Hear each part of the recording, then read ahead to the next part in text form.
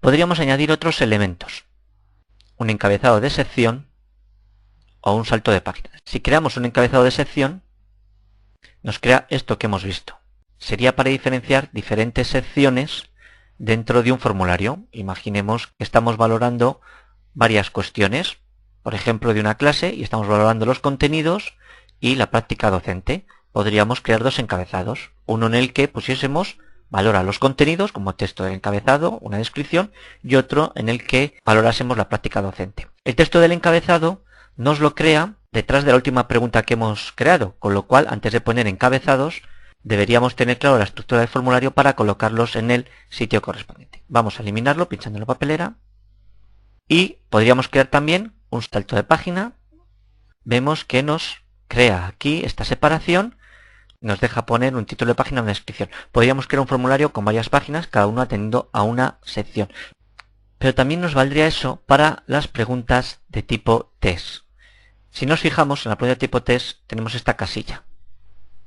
Y en función de la respuesta podríamos llevar a una página u otra. De forma que podríamos hacer formularios de tipo test en el cual en función de las opciones podrían conducir por un camino u otro.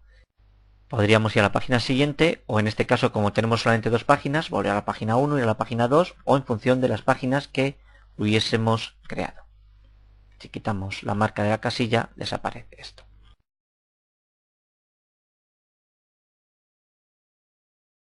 Una vez terminado el formulario, pinchamos en guardar.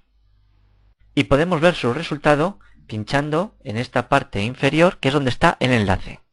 Pinchamos.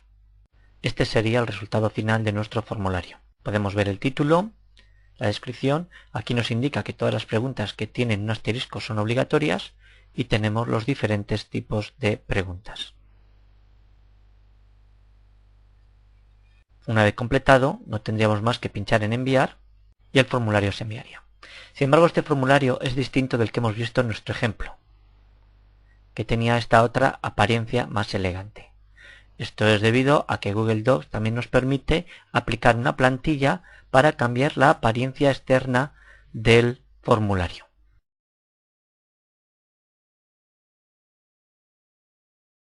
Vamos a ver cómo se modifica la apariencia del formulario. Para ello pinchamos aquí en tema Plain y lo que nos salen son una serie de plantillas ya predefinidas con una serie de colores. Hay unas cuantas, ya que de momento hay hasta 71, y podemos escoger la que deseemos. Vamos a escoger esta misma, y aquí ya vemos una vista previa de cómo queda para ver si nos convence o no. Y si nos gusta, no tenemos más que pinchar en aplicar.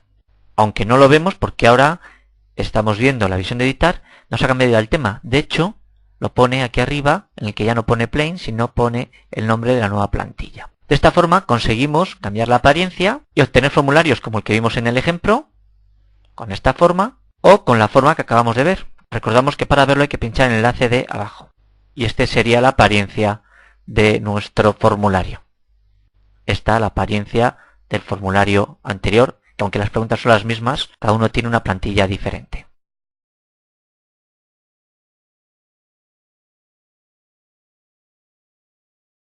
Los formularios admiten más opciones, ya que podríamos enviar este formulario por correo electrónico. Si pinchamos en este botón, nos sale este cajetín para introducir las direcciones de correo de aquellos a quienes les queremos enviar. En el asunto viene el nombre del formulario y podemos decidir si incluimos el formulario o no dentro del correo electrónico.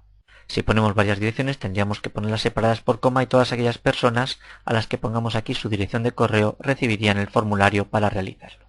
Otra opción es ver las respuestas. Y tenemos dos opciones en ver respuestas. Una por un resumen. En este caso, en el formulario tenemos varias respuestas. Vemos la cantidad de respuestas que tenemos. Las respuestas que se han dado a la primera pregunta. Estas son las 3 respuestas. Las que se han dado a la segunda. Las que se han dado a la tercera. Con los porcentajes. También en la cuarta con los porcentajes. En este caso era la pregunta de casillas de verificación y como se habían marcado dos opciones siempre, os aparece por eso dos opciones con la misma cantidad de votos. Las respuestas a la pregunta de escoger de la lista las respuestas a la pregunta de la escala y las respuestas a las preguntas de la cuadrícula. En este caso, cada afirmación tiene su propia escala. Pinchamos aquí arriba en Volver para editar y la otra es verlo en una hoja de cálculo, que lo que nos lleva es a la vista de la hoja de cálculo del formulario a la que accedimos antes de empezar a editar y en el que nos pone las respuestas en formato de hoja de cálculo y nos pone la fecha. Si nos fijamos y vemos esto, si en el formulario hubiésemos creado una primera pregunta en el que se pidiesen los nombres y apellidos de la persona que respondía, lo tendríamos también recogido, con lo cual podríamos identificar a la persona que ha respondido. Si nos fijamos, para volver aquí a editar tenemos que pinchar en formulario. Ahora tenemos un 3 en vez de un 0 porque hay 3 respuestas. Pinchamos aquí, volvemos a editar formulario y volvemos a nuestro formulario. Y por último tenemos más acciones. Tenemos la opción de incrustar y lo que nos genera es un código web que podemos incrustar o embeber en cualquier página web de forma que aparezca ahí el formulario. O tenemos la opción de editar confirmación. Este es el mensaje que aparece cuando uno termina el formulario. Podríamos cambiarlo y poner otro mensaje.